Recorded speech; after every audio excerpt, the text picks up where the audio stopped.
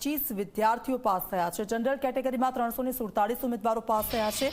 ઈડબ્લ્યુએસના 115 ઉમેદવારો પાસ થયા છે। ઝી 24 કલાક સાથે યુપીએસસી પાસ કરનારની ખાસ વાતચીત। ઝી 24 કલાક સાથે કંચનબેન ગોહિલે વાતચીત કરી। સૌથી પહેલો શ્રેય માતા પિતાને આપીશ, કેમ કે તેમણે જ મને યુપીએસસીમાં જવા માટે કહ્યું હતું, તેમજ મને મારા પરિવારનો પણ શ્રેય મળ્યો છે। ધોરણ 12 પાસ કર્યા પછી મને યુપીએસસીમાં જવાનો રસ થયો, તેમજ ઇન્ટરનેટ માધ્યમથી મને રસ પડ્યો હતો। મને આર્ટ્સ વધારે રુચિ હતી। આર્ટ્સમાં મેં ધોરણ 12 ગુજરાતી માધ્યમમાં કર્યું અને ત્યારબાદ બીએ પોલિટિકલ સાયન્સ ગુજરાત યુનિવર્સિટીમાંથી કર્યો।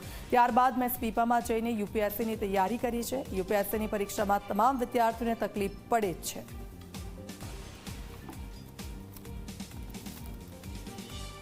સી ધ લીડર આ બુક જે અત્યારે પડેલી છે ટેબલ ઉપર, અને આ બુકનું જે સૂત્ર છે એને સાર્થક કરતું ઉદાહરણ આપણી સાથે અત્યારે છે, એટલે કે યુપીએસસીનું પરિણામ આવ્યું છે અને યુપીએસસીના પરિણામની અંદર ગુજરાતના ઘણા ઉમેદવારો જે છે એ પાસ થયા છે।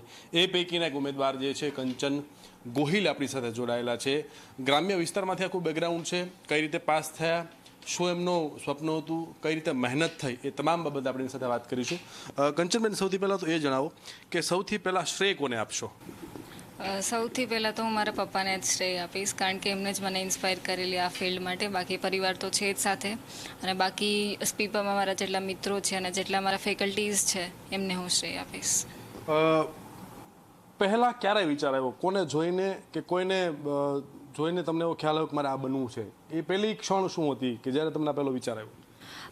જ્યારે મતલબ 12th મારું જ્યારે પૂરું થયું એના પછી મને યુપીએસસી વિશે વધારે પડતી માહિતી મળેલી, અને મોટે ભાગે તો જે ઇન્ટરનેટ ઉપર અવેલેબલ માહિતી હોય ત્યાંથી જ મને પણ માહિતી મળેલી કે યુપીએસસી જેવી કોઈ એક્ઝામ છે અને દેશની પ્રતિષ્ઠિત સંસ્થા દ્વારા લેવામાં આવે છે। રેગ્યુલરલી એની ભરતી આવતી હોય છે અને રેગ્યુલરલી એ લોકો લે છે, તો ત્યાંથી જ વિચાર આવેલો। અને મોટે ભાગે આનો સિલેબસ ઉપરથી અને એનું વર્ક ફિલ્ડ, વર્ક પ્રોફાઇલ ઉપરથી મને વધારે પડતી ઇન્સ્પિરેશન મળેલી, કારણ કે મને આર્ટ્સ અને હ્યુમેનિટીઝના સબ્જેક્ટ પ્રત્યે વધારે રુચિ છે અને યુપીએસસીમાં મોટે ભાગે એ જ લોકો પૂછે છે, તો એના ઉપરથી મને વધારે રસ હતો। અને બાકી પબ્લિક સર્વિસ પહેલેથી જ મારું એરિયા ઓફ ઇન્ટરેસ્ટ હતું, તો હું આ જ ફિલ્ડમાં કામ કરવા માંગતી। તમારું એજ્યુકેશન શું હતું અને ક્યાં એજ્યુકેશન, કયા વિસ્તારમાં અને કયું એજ્યુકેશન લીધું તમે?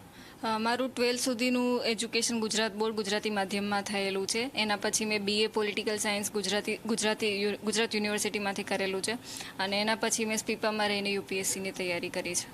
સ્પીપામાં કઈ રીતે તમે પ્રવેશ મેળવ્યો? સ્પીપામાં જે એન્ટ્રન્સ એક્ઝામ લેવાતી હોય છે એમાં મેં લીધેલો પ્રવેશ, અને એના પછી જ્યારે એન્ટ્રન્સ પૂરી થઈ એના પછી ફર્સ્ટ અટેમ્પ્ટ આપેલો, ત્યારે મારી પ્રિલિમ્સ નહોતી થઈ અને આ સેકન્ડ અટેમ્પ્ટ છે।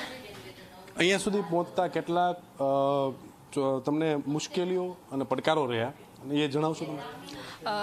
જનરલી આ એક્ઝામની જે કોઈ પણ વિદ્યાર્થીઓ તૈયારી કરતા હોય બધાને ડિફિકલ્ટીઝ આવતી જ હોય છે, કારણ કે દર બીજા દિવસે તમને એવું લાગે કે બસ હવે નથી કરવું, નથી થતું આપણાથી, પણ એ પ્રકારના હર્ડલ્સ તો હંમેશા રહેતા જ હોય છે। અને સાથે એક મેન્ટલ પ્રેશર પણ એવું રહેતું હોય કે આપણી એજ ધીમે ધીમે વધતી જાય છે અને પરિવાર ઉપર આપણે બર્ડન બનીને છીએ, કારણ કે ફાઇનાન્શિયલી ઇન્ડિપેન્ડન્ટ ના હોય, આપણી એજના જ બીજા લોકો જોબમાં લાગી ગયા હોય, તો એ પણ એક પ્રેશર હોય, તો એ મેન્ટલ પ્રેશર પણ સાથે હોય છે। અને સાથે ફિઝિકલ સ્ટેમિના પણ આમાં જરૂરી છે, કારણ કે સતત 10 થી 12 કલાક સુધી તમે બેસીને વાંચો અને બીજા દિવસે એ જ ફ્રેશનેસ સાથે સ્ટડી ટેબલ ઉપર આવો, તો એ પણ થોડું ડિફિકલ્ટ તો છે, પણ તો જો તમને અંદરથી ઇન્સ્પિરેશન હોય કે નહીં મારે કરવું જ છે આ, તો એટલું બધું ટફ નથી લાગતું।